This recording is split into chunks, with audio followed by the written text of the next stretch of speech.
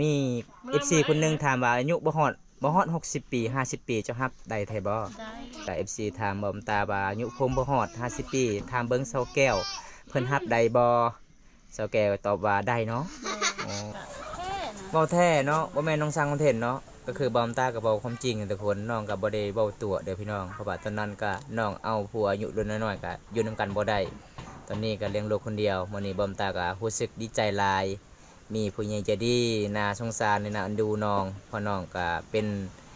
สาวเลี้ยงลูกคนเดียวพี่น้องไง ให้ซื้อยาให้ลูกลูกบ่สบาย1 2 3 4 5 6 7 8 9 10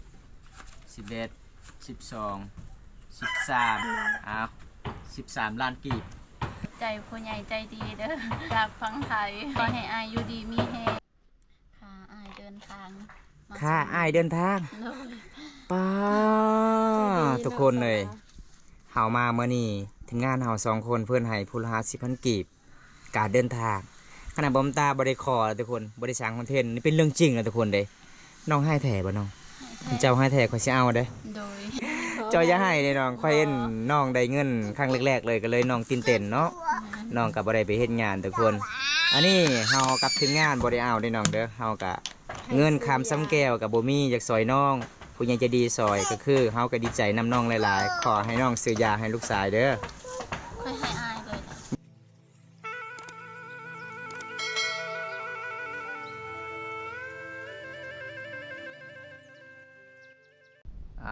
ทักทายสบายดีทุกคนสบายดีบรรยากาศยามตอนบ่ายๆทุกคนเลยหลังจากที่บอมตาไปสะพานบุญละลายเมื่อวานแล้วก็เมื่อวานนี้ก็คือบอมตาก็ไปล่าป่าทุกคนวันนี้บอมตาก็สิได้ไปสะพานบุญคือเก่าพี่น้องมีผู้ใหญ่ใจดีจากประเทศไทยบอมตาไปทำบุญนำกันทุกคนเลยแล้วพากเงินสาวเมห้างแก้วเพราะว่ามีผู้ใหญ่ใจดีก็ช่วยสาวเมห้างแก้วกับประมาณ 2,000 บาทเนี่ยล่ะพี่น้องบอมตาก็สิได้ไปกับทีมงานเฮา2 คนเพราะว่าสาวสุกก็เห็นคลิปน้องแก้วก็เพิ่นอยากไปเบิ่งตัวจริงพี่น้องเพิ่นก็อยากไปทำบุญนำกันทุกคนจังใดก็ไปติดตามรับชมนำกันเลยพี่น้องนี่ทีมงานเฮาสบายดีสุดโดยสบายดีเด้อเป็นยังไงมื้อนี้สิไปทำบุญนำกันบ่แม่นจะเบิ่งแต่ในคลิปเอาเซาแก้วบ่แม่นเบิ่งแต่ในคลิปเห็นแต่ในคลิปนั่นงามเนาะแล้วก็น่าสงสารเนาะเพิ่นเลี้ยงลูกคนเดียวเดี๋ยวบ่มีพ่อเด้ก็เลยว่าอยากไปเบิ่งเอาทุกคนมื้อนี้ไปกับทีมงานเฮา2 คนคือเก่าเด้อทุกคนเด้เพราะว่าตอนนั้นก็คือเฮาไปกับเบาไซเนาะไป5 สาวใหญ่ทุกคนโดนเท่านึงนี่พอกันกับทีมงานทุกคนเดี๋ยวเฮาก็สิเดินทางออกจากหมู่บ้านเสาแก้วคือเส้นทางนี้ทุกคนเลยเดี๋ยวบอมตาก็สิอัปเดตให้ FC นะครับชมมื้อนี้ก็จะได้พอหรือบ่น้องได้บอมตาก็ดีใจแฮงได้สะพานบุญเรื่อยๆเลยทุกคนได้ทำบุญนำกันเลยทุกคนเพราะว่าบอมตาก็ดำนาอย่างบ่ทันได้แล้วแต่จำเป็นไปทำบุญก่อนพี่น้องอันนี้เป็นข้าวเจ้าปลูกมันสำปะหลังมาทุกคนมันสำปะหลังส่วนหลายข้าวเจ้าเฮ็ดมันสำปะหลังได้แต่ข้าวเจ้าเฮ็ดบ่หลายพี่น้องเอ้ยมีแต่เล็กน้อยๆแบบนี้ทุกคนมันสำปะหลังก็คุณงามเลยปีนี้ข้าวเจ้าว่าน่าสิราคาแพงเลยทุกคนในเมืองนอกเฮาเด้แต่ปีกายนี้ก็โล 1,600 กีบพี่น้องน้ำมันดิบทุกคนหมู่บ้านน้องพูนอย่างอีกประมาณ2 หลักดีไปส่งให้หมู่บ้านน้องทุกคนได้บอมตาก็สิไปนำกันเลยพี่น้องไปทุกคนตอนนี้เฮาก็สิเดินทางเลยทุกคนสิเข้าหมู่บ้านน้องเลยอันนี้เป็นน้ำของสาวหมู่บ้านอาบเลยทุกคนยามแรงๆก็น้ำจุดนี้แหละคนก็สิตกอีกทางหน้าทุกคนเลยฝนตกห้ามเรียบร้อยเลยพี่น้องเฮาก็สิได้กลับบ้านบ่ได้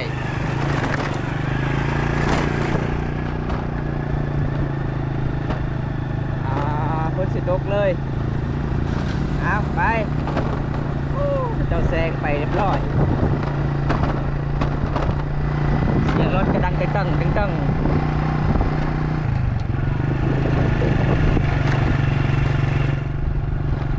างด้านเบิร์นทุกคนบนฟ้าอากาศมืดครึ้มเลยตอนฝนตกน่าสิกลับบ้านไม่ได้เลยทุกคนเพราะว่าถนนมันเป็นดินแดง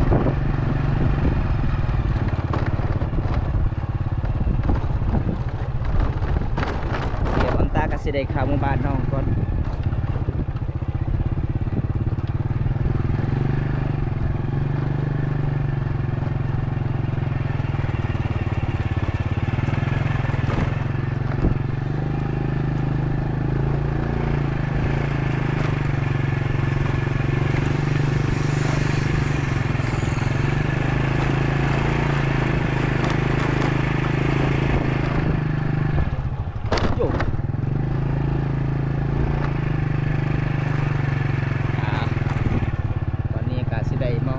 น้องเลยเด้อทุกคนเลยเอาจ้าไอแม่เพิ่นเอิญเลยกินข้าวเด้อ เอามาหอบมาถึงเหือนน้องแล้วได้หั่นยังไม่เท่า ตาบัง อะบังหน่อไม้เนาะเสาแก้วมื้อนี้ข้าวเวียกอีกแล้วทุกคนเลยขาเอาผู้บ่าวหน่อย บ่มีอาหารกินไอ้ยังป่าบ่มีเลยป่าเยือนนะหมดแล้วบ่มีไผมาหาอันนี้คือแม่เพิ่นนะทุกคนเลยมาเยี่ยมมาหยามมื้อนี้กับทีมงานเรา2 คน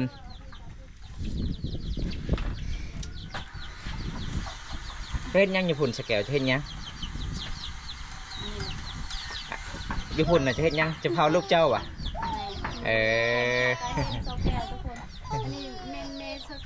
แม่นี่แม่เสาแก้ว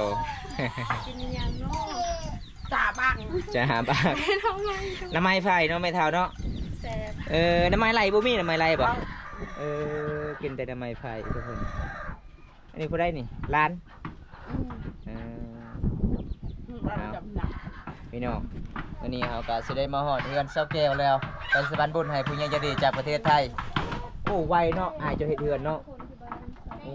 ถ่ายเฮ็ดแล้วก็คือสิลงปะเลยบ่โอ้ทุกคนเลยเฮ็ดเสร็จแล้วก็เขาเจ้าก็สิลงปะเลยไปเสาแก้วขึ้นเฮือนขึ้นศาลเจ้าก่อนเอาทุกคนสิพาน้องขึ้นเฮือนขึ้นศาลก่อนเด้อ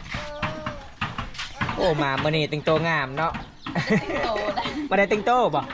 โอ้ขนาดบ่ได้แต่งตัวก็ยังงามอ้าวบ่าวรักแล้วเกือบเจ้านะสาวสุกว่าอยากเห็นตัวจริงสาวแก้วคืองามแท้ในคลิปอ้าวมื้อนี้ก็สาวสุกก็มาคือกันเด้อทุกคนมาถึงเฮือนน้องเลย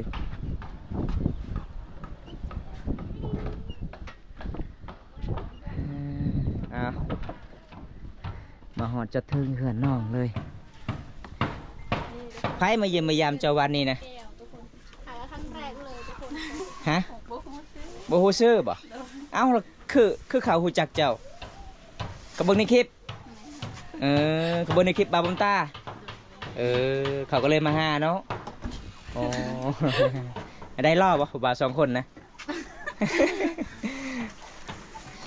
เอาพี่น้องมาเยี่ยมมายามน้องสาวเพิ่นคือเก่าเด้อยืเฮือนยืสาคือเก่าเด้เฮื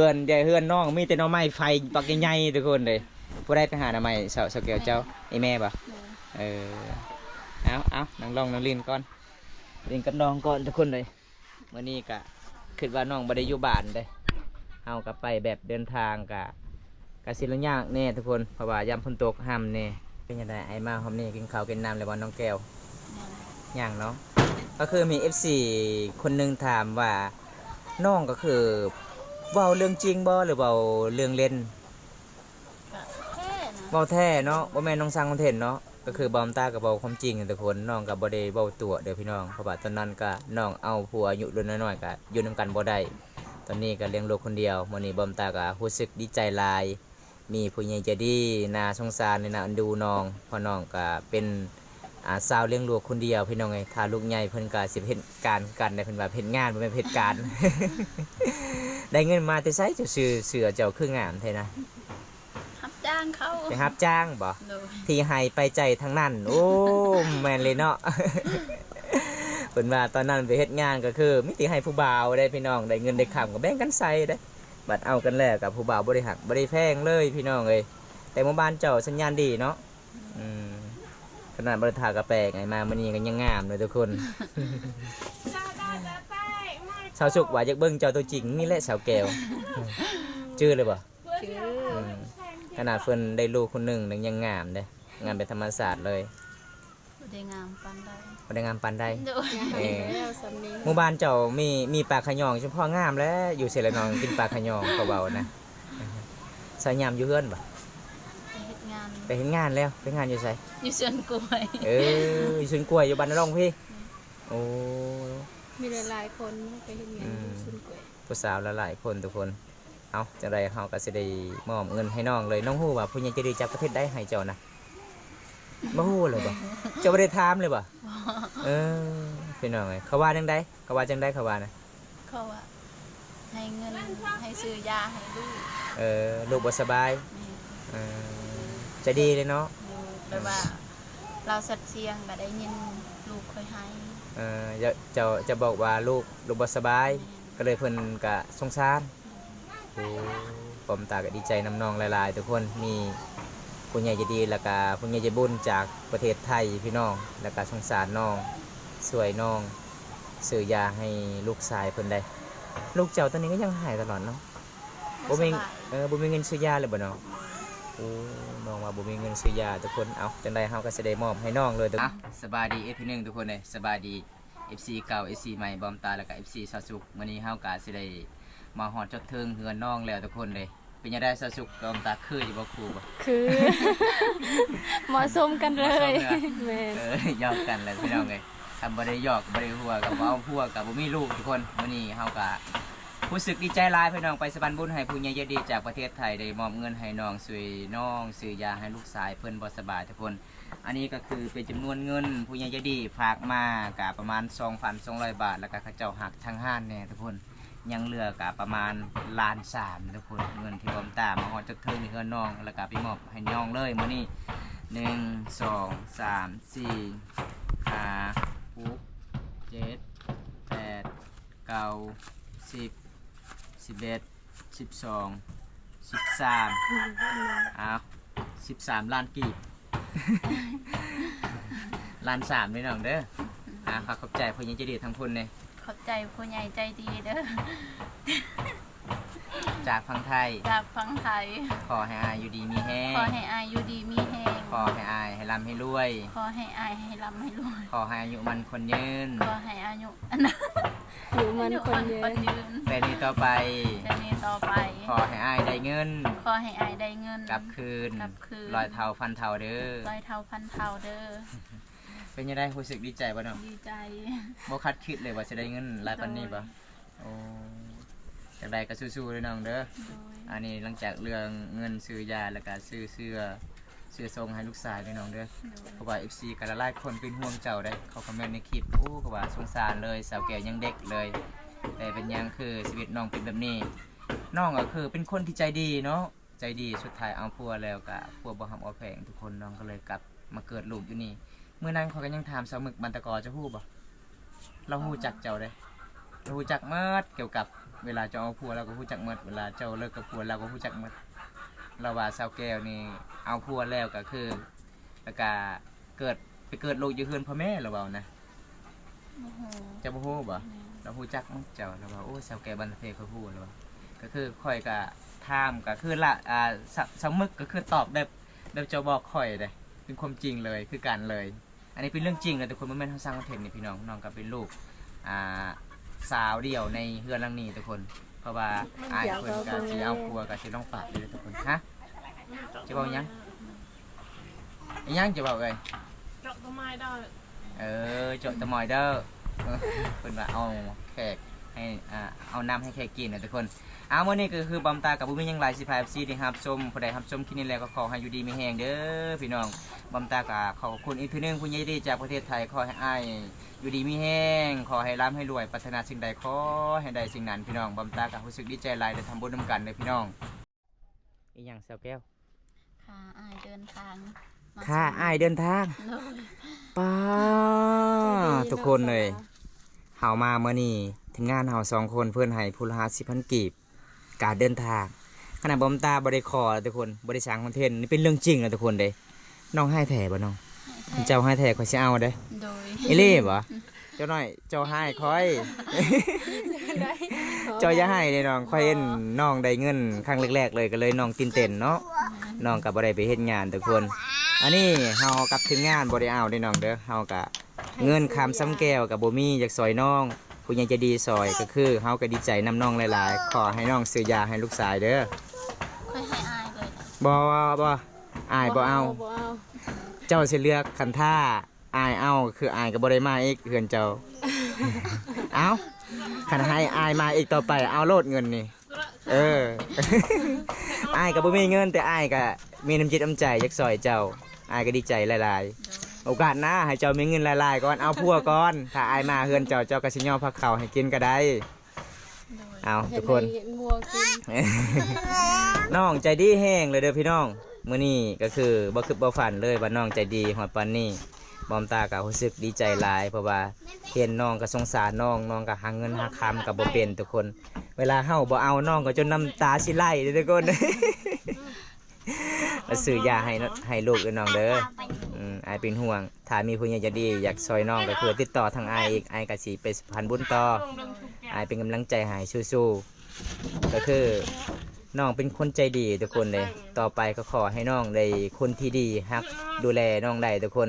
ก็มี FC คนหนึงถามว่าอายุบ่ฮอด60 ปี50 ปีเจ้าฮับได้ไทบ่ได้เนาะ โดย โอ้เพิ่นว่าได้เด้อพี่น้องแล้วก็ FC ถามบอมตาว่าอายุผมบ่ฮอด50 ปีถามเบิ่งเสาแก้วเพิ่นรับได้บ่เสาแก้วตอบว่าได้เนาะอ๋อแสดงว่าตอนนี้มีบ่ FC ขอเป็นเพื่อนน้ำเจ้าบ่ มี มีเนาะแต่อยากให้คุยเด้อ บ่ คัน FC ท่าน5ก็คือตอบเลยน้องคันเฮาบ่มีเน็ตก็ต้องบอกว่าบ่มีเน็ตเด้อ โดย สมมุติว่าคันเฮาบ่ได้ตอบแสดงว่าเฮาบ่มีเน็ตเนาะ โดย โอ้เอาทุกคนเฮาก็ดีใจน้ำน้องหลายเอาไว้เด้อน้องเด้อเงินจะน้อยก็ตก หรือว่าเฮียนแต่ตามระเบียงเฮือนเจอดเรียบร้อยได้ 100,000 กีบน้ำจิตน้ำใจอันงดงามเลยสาวลาวคนนี้เด้อทุกคนสุดยอดเลยพี่น้องทุกคนเลยขนาดเฮาบ่ได้เอาเงินน้องก็ขึ้นไปปีนกกเอามักฝ่าวเด้อทุกคนเลยน้องก็ว่าคันอ้ายบ่ได้กินก็คืออ้ายบ่ต้องมาก็ได้แล้วเฮือนข่อย อันนี้เจ้าสิต้อนรับอ้ายบ่ แม่น โอ้ทุกคนเลยอันนี้เป็นอาหารชั้นสูงเด้อพี่น้อง บ่เป็นชั้นต่ำเด้อทุกคนเพื่อสิเอามากอันนี้ก็บ่แม่นง่ายผู้ใดปีนบ่เป็นก็คือกินบ่ได้ทุกคนมีแต่แนวเบิ่งซื่อๆได้ตอนนี้น้องก็สิไปเปาะมากเผาวให้กินอีกทุกคนเอ้าจะเฮ็ดหยังน้องเพิ่นว่าป้าอ่อนเอ้ยเพิ่นเจ็บแขนเนาะไปตอนนั้นก็งามกินปลาแดกหลายบ่เจ้าบ่เบิ่งเฮือนเจ้ามีปลาแดกนะ ปลาเพิ่นมีอาหารสุดแซ่บบ่แม่นอาหารสุดแซ่บมีของแซ่บๆทุกคนภาษามังกรเอิ้นมักอีหยังนี่เสาแก้ว ตวง มักตวงตวงมักฝาวเด้อทุกคนถ้าผู้ใดมาทางชุมพรมังกรก็คือชื่อได้เด้อพี่น้องภาษาว่าจ้าตวงก็คือกินมักฝาวเด้อ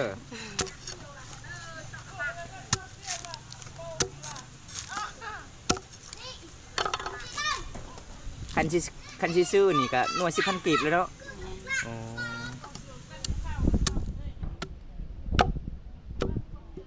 พอได้สาวแก้วเป็นแฟนนี่วาสนาบุญในรีเด้อทุกคน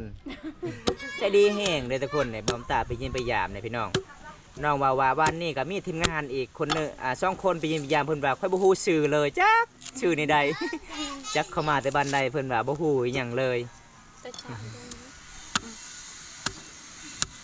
เจ้าตกใจบ่เข้ามาวันนี้บ่ ตกใจเนาะคนฮู้จักเนาะ โดย คือบอมตาเจ้าก็ฮู้จักตั้งแต่เจ้าเป็นผู้สาวตอนนั้นเด้ตอนบอมตามาตอนนั้นคือน้องก็ยังบ่ทันเอาผัวทุกคนน้องก็เป็นสาวไปเฮ็ดงานเนาะ โดย เจ้ามาแต่เฮ็ดงานแล้วเป็นหยังเนาะก็เลยบอมตาก็ได้พ่อน้องไปตักน้ำก็เลยพาน้องไปอาบน้ำทุกคนน้องก็จะดีแหงหลายเลยทุกคนพอดีมาเยี่ยมมายามรอบนี้น้องก็คือเป็นสาวรอบ2พี่น้องสงสารสาวเพิ่นหลายเลยผู้ใดโสดผู้ใดเป็นพ่อไม้ก็คือมาทักน้องได้เด้อ น้องต้องการคู่อยากมีคนดูแล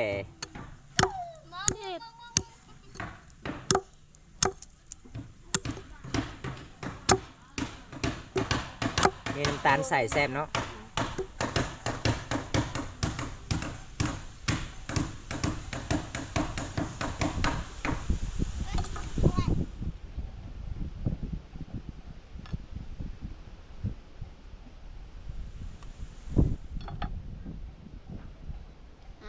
จะกินก้อน จะพากินก้อนเขากินตำลังก็ได้เอาเปียกมาเลยส่งเสือ กินแบบนี้เลยบ่สักแก้ว โดย ปลาทุกคนเลยเบิ้งพี่น้องผู้สาวสิแกะให้มักฝ่าวอีกได้มาทุกคนกินมันเลยเด้บ่ต้องแบ่งสุกกับแก้วมัน แซ่บบ่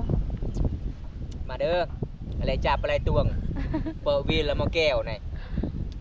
อะไรตวงนี่แอมลึ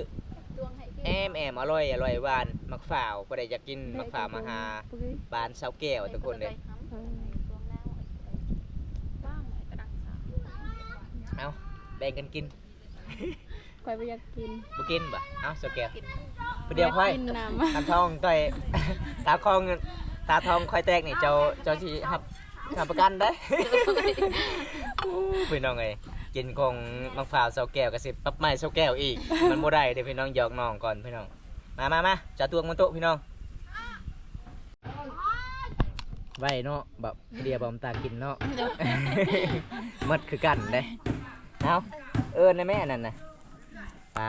ใหม่อันนี้เบอร์เซาแก้ว แม่ โอ้ทุกคนเลยอันนี้ก็คือบอมตากะซีอธิบายให้ FC เดี๋ยวครับโหนกันทุกคนเพราะว่าอายเจ้าสิลงปะกับอายเจ้าก็เอาไม้ตัวนี้มาตีเจ้าบ่เนาะ แม่ จักเทื่อเราตีนะ มันนักสิลงเลยทีเดียว เจ็บแห้งบ่ โดย3เถื่อเราตี โอ้ทุกคนเลยก็คือน้องกับเป็นสามีห่างเนี่ยแล้วก็อายเพิ่นบ่อยากดูแลหลังจากน้องกลับมาแต่เฮือนพัวมาเกิดลูกอย่างนี้อายเพิ่นก็บ่อยากดูแลแล้วก็เลยเฮ็ดเฮือนทางห่างเนาะแล้วเฮือนเขาเจ้าก็สิลงปะเลย แล้วก็มาตีเจ้าไม่อันนี้ แม่น อันนี้ก็คือไอ้ ไม้ เมย์ คือใหญ่แท้ อันนี้คือไอ้เมย์เพิ่นยังยื่นให้เห็นนะทุกคนเป็นเรื่องจริงนี่พี่น้องไงบ่คิดบ่ฝันเลยทุกคนมาหอมนี้ก็ตอนนั้นก็คือน้องว่าอายคอยตีคอยบอมตาก็เลยบ่ได้ถามมาหอมนี้น้องก็เลยเล่าทุกคนสงสารน้องสาวแก้วลายเด้อพี่น้องโอ้ตีน้องสาวอีกทุกคนเลยใครคนอื่นเขาบ่กล้าตีเนาะเขาอายเนาะ